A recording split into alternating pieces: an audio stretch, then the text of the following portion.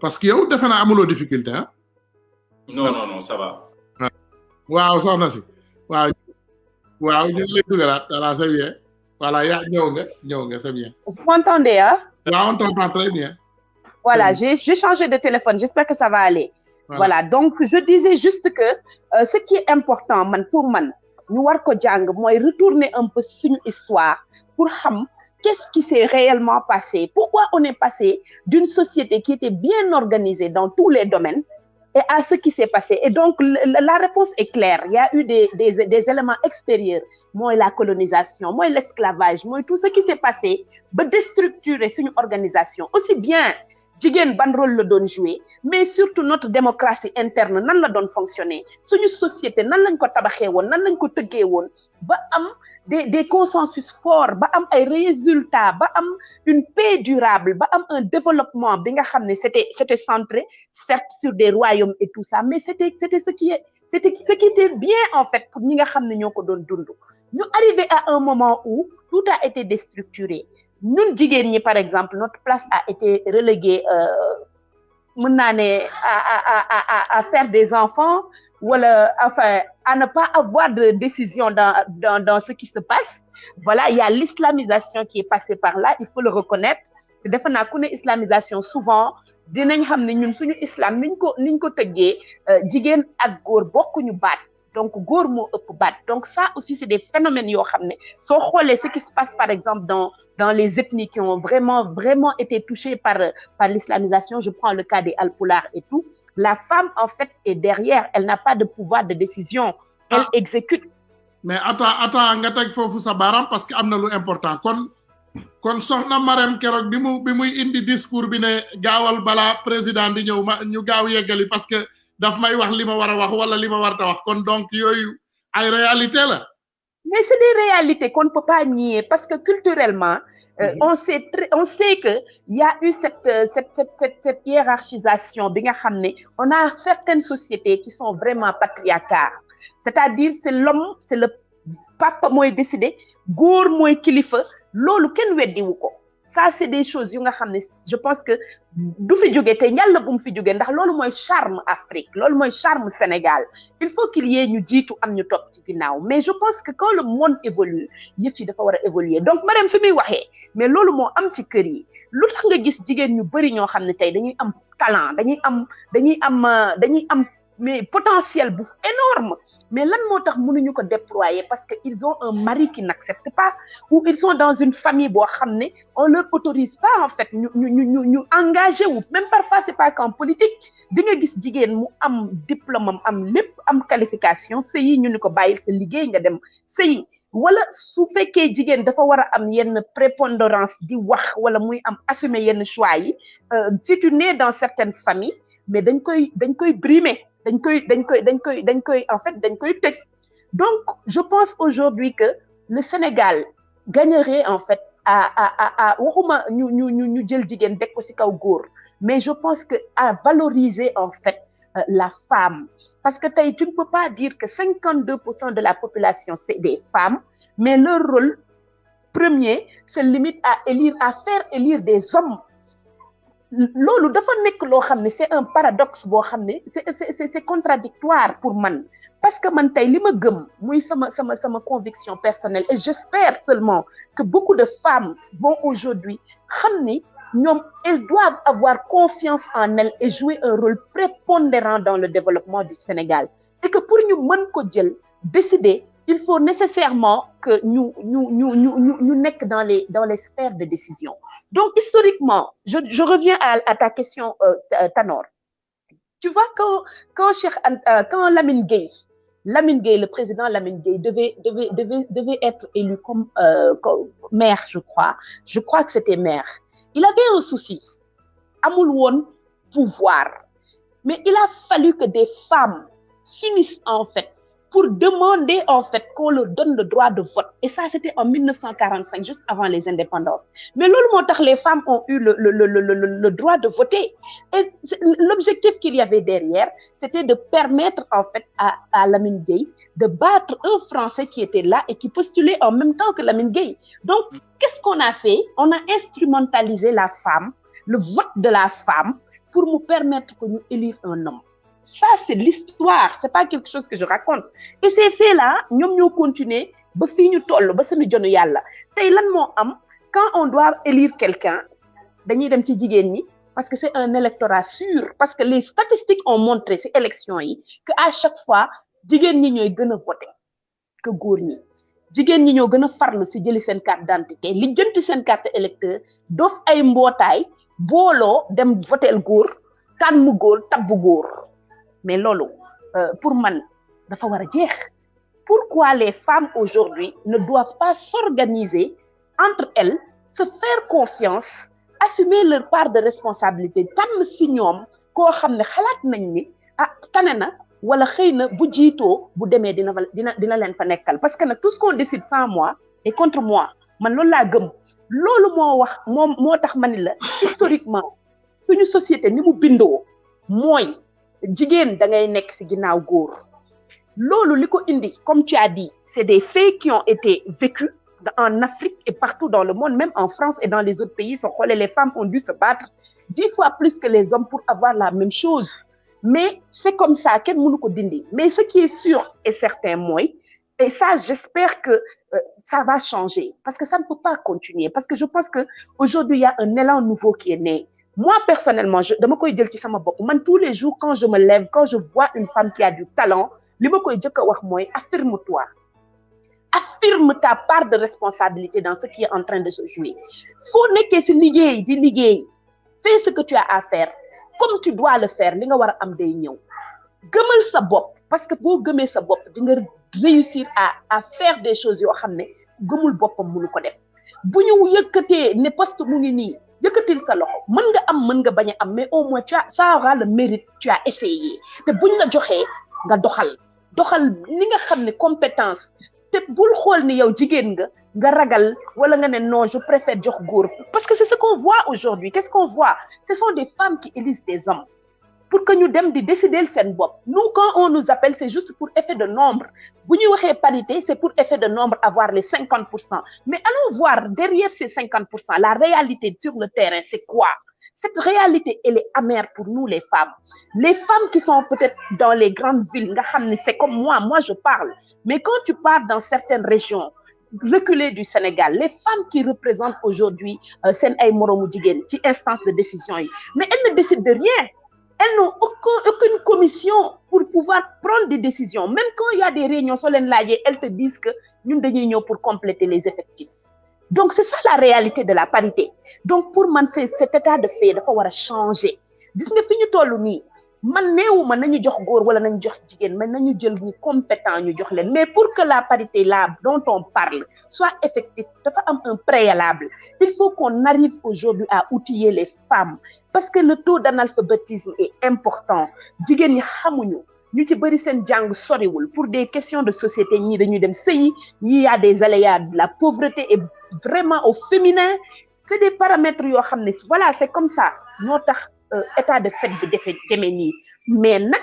si ñu toll si on veut construire un Sénégal nouveau à mon humble avis on ne le fera pas sans les femmes mais des femmes compétentes yo xamné dañ leen wara outiller préparer leen à assumer des responsabilités. Il y en a ceux qui sont déjà là il faut leur faire confiance et ça pour moi ça devient quelque chose d'inéluctable, d'urgent et on ne peut plus s'en passer. Voilà. Donc amna déjà ñaari parti yo xamné inshallah bëgg na ko léral moy parti islamisation wu jigen bi dina ci indi ay léral touti non parce que li tax ma wax lolu man it féministe la man mi ngay gis wax deug yalla xaritu yaay la di xaritu jabar am ay doom yu jigen te ñom ñoo ci sama xarit donc dafa am yu bari yo xamné defena nit ñi dañ ko moy toujours comme niñ koy waxé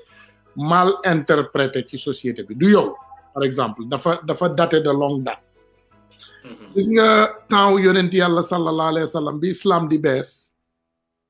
donc dafa amone ay jafé yu bari yo xamné dañ ko wara traverser pour mëna indi pour mëna yaatal diiné bi té pour mom jigen donon ki xawa faible ci famille bi buguñu ko tek di jital bu jafe-jafe yi di am jafe-jafe yi di dal seen kaw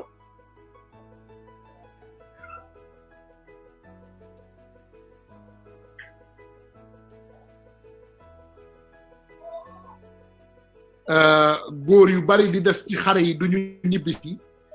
les femmes restaient déjà célibataires après la mort après seen jëkkër yi bu ñu faatoo mais boo xoolee tey histoire yonent yàlla sallallahu alayhi wa sallam ci góor yi gën a am yërmande déjà ci jigéen la bokk moom déjà elle travaillait pour sa femme defe naa loolu leer na ñun ñëpp xam nañu loolu elle était un employé de sa première femme pour muy leer donc xam nga jigéen boobu mi ngi liggéey benn donc deux yonent yàlla dafa daan toggal ay jabar dafa daan demal jabaram marché dafa daan déglu ay opinion wu jabaram donc ñun tey bu ñu nekkee ci l'islam dañu trouver quelques-uns yoo xam ne dañ ci xool parti bi nga xam ne moom moo convenient pour ñoom ñu bëgg ku leen raxasal seeni tànk daggal leen seeni wee toggal leen seen lekk indil leen ko j'en fais un peu partir man ci sama bopp sax ndax góor a mel noonu dañoo bëgg parce que tey comme ni nga koy waxee j'ai une femme que j'ai mariée temps yi moom la ma gars yi di sànnee xeer waaye maa koy njëkk a avoué j'ai une femme que j'ai mariée déjà ça fait 20 ans de cela te bu ma la nee ci 20 ans yi Khadija may ko te dañ ko d'accordoon nag musul liggéey benn jour parce que dañu am ay tout tànk te on avait pris la décision que donc man dinaa dem xaru ji indi moom mooy manager bi nag moom mooy ministère des finances maanaam finance yi moom mooy lijjanti affaire yëpp wax ñu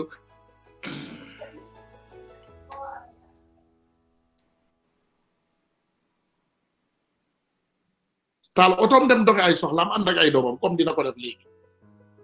mais defe naa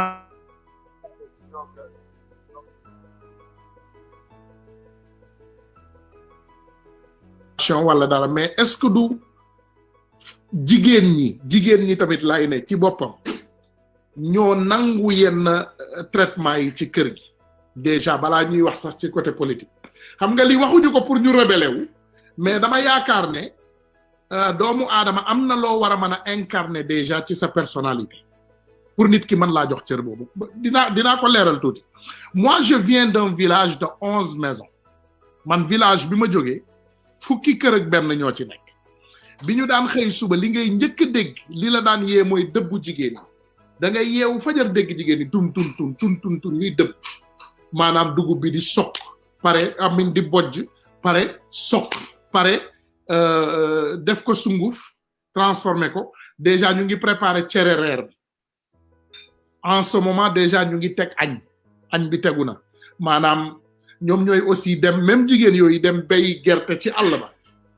pendant que góor yi di bay dugub beeg mboq mi jigéen ñi bay gerte bi ci gerte boobu moom la ñuy transformé def ko par exemple ay tigadege bi pâte d'arachide ak yeneen ak huile bi diw bi donc ma bàyyi loolu ñëw nag Amérique imaginel transformation bi may waaj doy na waar de 11 maisons aux États-Unis jigéen ak xale donc tu vois la différence ma jóge ci village boo xam ne ñoom yaakaar nañ ne jigéen bi moo war a def lépp ma ñëw ci réew moo xam ne ñoom jigéen la ñu gën a valoriser lépp réew mi ma ne jigéen la ñu gën a valoriser ak xale donc automatiquement man li ma gis encore ci loolu ma gis ne vraiment réew mi nga xam ne moom moo gën a valoriser jigéen ak xale moo développé réew mi nga xam ne moom moo tuutal jigéen moo sous-développé donc bu ñu defee suñu sondage humain automatiquement loolu am na jàngat boo ci mën a jële mooy boo teralee jigéen bi yëkkati ko rek yow da ngay développé mais boo wàccee jigéen bi di dëgg ci kawam toujours yow da ngay rester sous-développé donc loolu indi na kaddu bi nga xam ne indi na explication bi nga xam ne moom nga doon joxe donc léegi est-ce que ñun naka la ñu mën a def léegi ba jël kaddu boobu ba yaatal ko ci foyer yi doomu aadama yi di ci jot ñu xam ne jigéen ñoom ñu ngi koy way de chaque jour ñu way ko nag jigéen yàllaa ko teral yàllaa ko suuturaal bis bu na nga dégg leen ñu way ko mais ki koy way ci boppam moom mooy njëkk a toroxal jigéen je ne le comprends pas. dëgg la. ki nga xam ne éducation jigéen da nga koy teral jigéen da nga koy suuturaal jigéen da nga koy defal lii ak lële moom bu pare moom ci boppam mi joxe leçon de morale bi adduna bi yëpp jàpp ci moom mooy njëkk toroxal jigéen donc on a un problème dans notre société hypocrisie laa ko war a mën a tuddee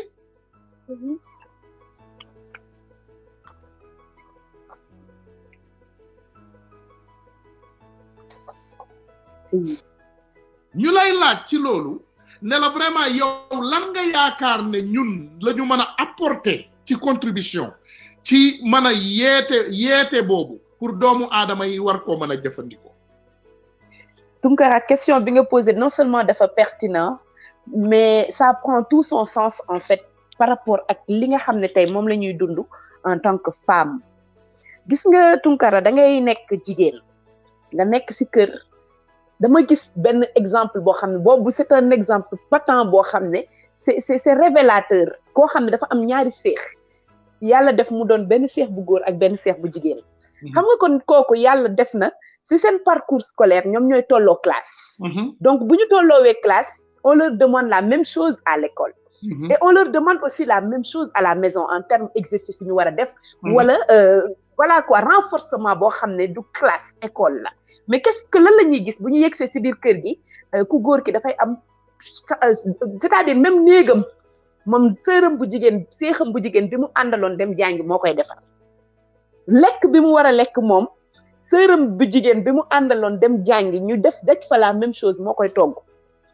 bu ñu paree kooku ñu war leen a jox ay exercice le lendemain ñu war ko rendre moom def na bosam ba pare ku jigéen ki sonn na dem tëddi donc ça veut dire que l'égalité des chances la rupture même de l'égalité des chances commence dans les foyers parce que on ne se rend pas compte aujourd'hui que chance bi ñuy jox góor pour mu réussir d'abord dans les foyers dans les familles dañ ko war a jox jigéen si yamale peut-être culturellement soo koy wax dañu naan c'est impossible xamuñu loolu góor du def li góor du def le mais je pense quand même que tollu nañ foo xam ne cette révolution des mentalités dañ ko war enclencher ndax tey jii góor bu nekk Sénégal di bañ ne man bu ma demee du ma togg du ma def lii pourtant boo demee tey France nekk fa yow kese wala feneen ak feneen amoo soxna gisoo ku la ko defal da nga koy def donc du loo xam ne c'est dédié forcément à jigéen wala góor waru koo mën a def mais culturellement c'est ce qui se passe au Sénégal en tant que femme bu ma jëllalee nag yar bi on éduque nos hommes restez on vous sert et on éduque nos femmes concevez votre vie parce que vous êtes des servitrices da ngeen war a servir c'est ça en fait cette dichotomie en fait bi nga xam ne ci une société noonu la tëggee ni muy yaree góoram ak ni muy yaree jigéenam et c'est ça qui continue boo demee ci bureau tu arrives même en tant que femme da ngay egsi quand il faut faire du café yow la ñuy xool bëtu est-ce que tu peux faire le café c'est comme ça boo demee ci parti politique yu bari ban rôle la ñuy jox jigéen bu ñuy organiser affaires yi yéenay togg ceeb yi wala yéenay mobiliser góor ñi ñëw toog wax ñoom ñu tàcc c'est-à-dire à tous les processus en fait de notre vie en tant que femme on nous montre que ñun dañu war a nekk kuy gunge góor ñun waruñu nekk kiy taxaw place góor laaj bu ñu nekkee xale si suñu ay kër yi on nous éduque en tënkuñu bu samedi jotee wala dimanche yow yaay togg reer yaay togg añ yaay menace yaay fóot sa yëre frère ba pare moom mu dem jàngi nelaw ba heure bu ko neex ñu yeewu nga servir ko donc cet homme-là que tu éduques comme ça mais il ne peut que croire que dans les faits il est supérieur donc il a le droit aujourd'hui de prétendre à plus que la femme cette femme que tu as éduquée won ko ne yow sa rôle premier mooy le mariage sa rôle premier mooy être une bonne épouse sa rôle premier mooy être une mère yàlla baax na ba ñun yàlla daf ñu tëggee noo xam ne on est des ministres des finances on est des ministres de santé bu doom yi feebaree ñooy faj on est des chargés de l'organisation ñooy organiser kër yi te pourtant bu ñu génnee dem ci suñu liggéey yàlla daf ñu may ñu am capacité boo xam ne suñu bopp dafa am cerveau yu bari yoo xam ne daf cee nekk ñu mën a gérer lu bari en même temps mais à nous aussi en tant que femme parce que ñun ñooy yar de savoir que on a un rôle précurseur boo xam ne dañ ko war a jouer ci suñu yar bi ñuy yar suñu ay doom préparer leen ëllëg à ce qu'il y ait un changement en fait dans la façon même de concevoir la femme sa place yar suñu doom yu jigéen ñi outiller leen gëmloo leen seen bopp ba ñu xam ne ñu ngi dem di jàng ji dans les mêmes écoles que les hommes c'est peut-être pour demain occuper des places similaires si ce n'est avoir mieux donc tous ces problèmes-là c'est des problèmes de société yoo xam ne dafa rafet wala laaj à un moment ñu taxawee seetlu bu ñu taxawee analyser li ci baax ak li nga xam ne war nañ ko améliorer ñu xool nan lañ koy adapter par rapport à ce nouveau monde qui est changeant tey nekkatuñu enfin je sais pas moi à l'époque post-coloniale bi nga xam ne la femme se cantonnait à des seconds rôles. On est dans un monde où non seulement la femme ne doit plus se contenter de jouer les seconds rôles, mais elle doit aujourd'hui porter le changement. Mais pour nous porter changement, c'est un processus qui doit être aujourd'hui enclenché, certes enclenché, mais pas assez, mais qui doit être développé pour arriver à maturation, pour que nous ayons la société moderne, donc en résumé, dëkk bu nga xam ne dafa jël ñi nga xam ne ñoo gën a néew doole muy jigéen ak ndaw dooleel ko jox ko les mêmes chances de réussite que les hommes, ces pays arrivent toujours à émerger au devant de la scène. Donc, je pense qu'on gagnerait aujourd'hui à copier ce qu'il y a de bien ailleurs pour asseoir une nouvelle, en fait, société sénégalaise qui est basée, en fait, sur des bonnes pratiques que nous avons chez nous, c'est vrai, mais aussi ce que nous pouvons apprendre des autres pour pouvoir améliorer notre conception de la vie et du monde en général. Ça, c'est vraiment ce que je pouvais dire pour qui. En tout cas, les choses doivent changer. Profondément nak mu baña nek lu superficiel ñun yaay yi am nañu rôle buñ ci wara jouer mais yeen tamit goor ñi am ngeen rôle buñ ci wara jouer c'est-à-dire xaaral ma yëkkati sama loxo ma avoué man damay togg de damay fóot damay passé xawma nak borom afro yi xam nga yaa des pretty boy comme niñ koy waxé amna ay xalé yu goor yo xamné macha Allah ñom xeyna il se passe très beau pour faire ces choses mais man damay togg damay boot sama doom kaay ma wax la nag li gën a grave Khadija Mahécor ci góoru sénégalais saraxole mën naa rosi ceebu jën de 0 à Z de 0 à 100 maanaam mën naa ko rosi ñuluk sóor ba pare yàq mën naa ko maa ngi nii j'avoue comprendre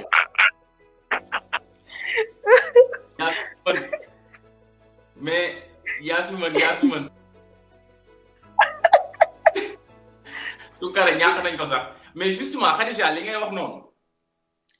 xam nga dangaa wax benn donnée bu am solo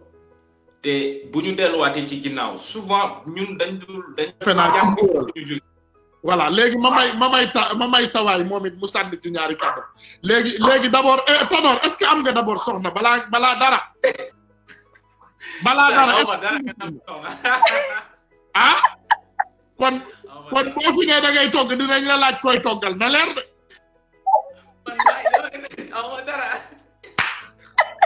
de ba pare Isra nee na nga watu parce que xam nga lii ngay dafa karaw bi déjà c'est pas sérieux voilà bismillah Tanor ñu bàyyi la nga indi ci sa contribution balaa ñuy réer côté boobu voilà bismillah gis nga man je vais apporter benn réponse bu structurelle rek et damay delluwaat tuuti ci ginnaaw pour ñu mën a xam li nga xam ne moom mooy xew tey souvent noonu laay aborder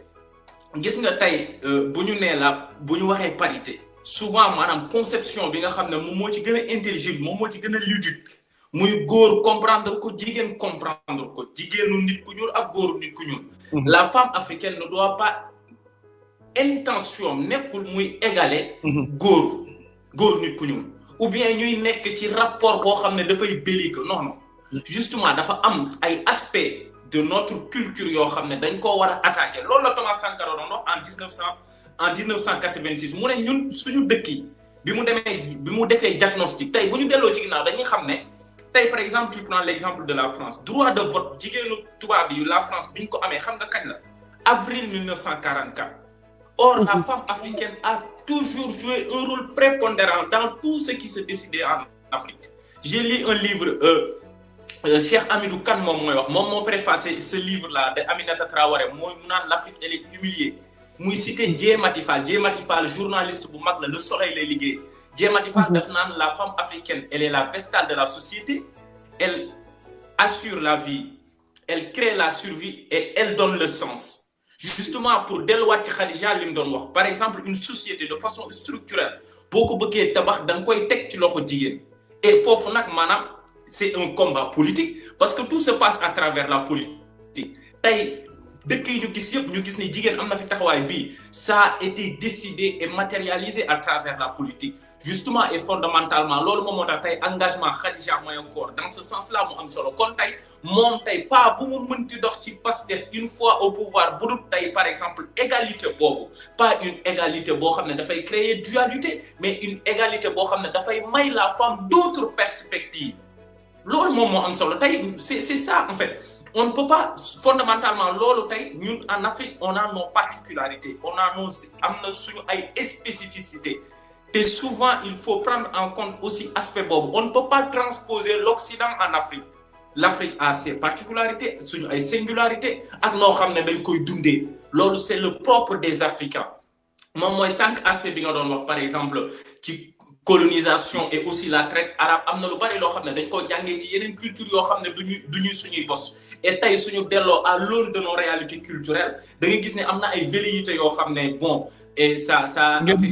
voilà des raisons historiques lañ ko amoon mais tey c'est à vous à nous et à tous les Sénégalais surtout tey góor yi ñuy seetaan comprendre loolu et mener ce combat là c'est un combat fondamental tey la femme l'Afrique ne peut pas être libre en amont la femme africaine libre c'est utopique loolu mënul nekk avant que l'Afrique soit libre faut que la femme africaine soit d'abord libre et loolu bu ñu ko comprendre rek souvent je pense que ni et il nous faudra travail bu am solo pour ñu accéder ci loolu justement contribution boobu rek laa ciy dem bàyyi la nga poser ko question. voilà donc soxna si foofu la ñuy ñëwee am na ko poser nag question bi bu yàgg ñu ngi fi boobu ba léegi te aussi man it am naa ay remarques yu ndaw yoo xam ne def naa ko ci politique gu Sénégal en fait. ci jigéen ñi te fekkee naa lu bari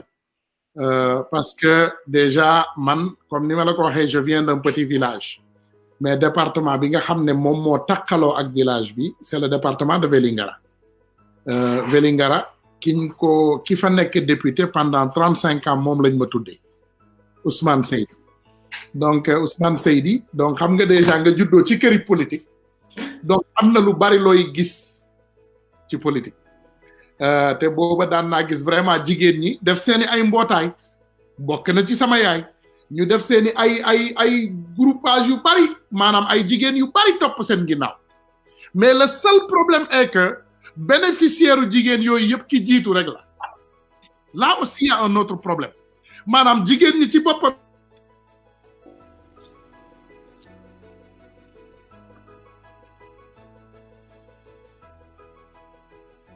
déjà dañuy yor ay groupe jigéen yoo xam ne ñoom ñoo leen di jiitu ñoom ñooy jiitu mbootaayu jigéen yi yëpp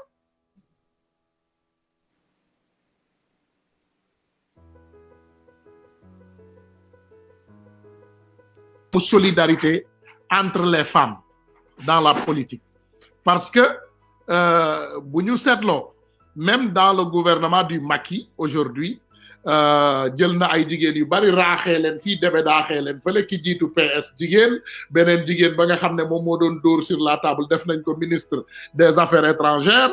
donc mais dañuy fàtte ñi nga xam ne ñoom la ñu bokkaloon ndab li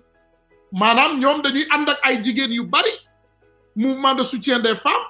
jigéen yi yëkkati leen ba ci kaw ñu bàyyi jigéen yooyu ñu wodd ñoom ñu dawat trophée bi donc question bi moo doon la femme Degroti Anita dafa ne mu ne à l'Assemblée nationale il y a beaucoup de femmes mais ne servent à rien à part insulter les opposants et voter les désirs de Macky Sall te dégg nga loolu dégg nañ fi jigéen bu taxaw Assemblée nationale mu ne monsieur le ministre yaa ñu woowoon ñu gisee nga jox ñu monsieur le ministre dolli ñu du n'importe quoi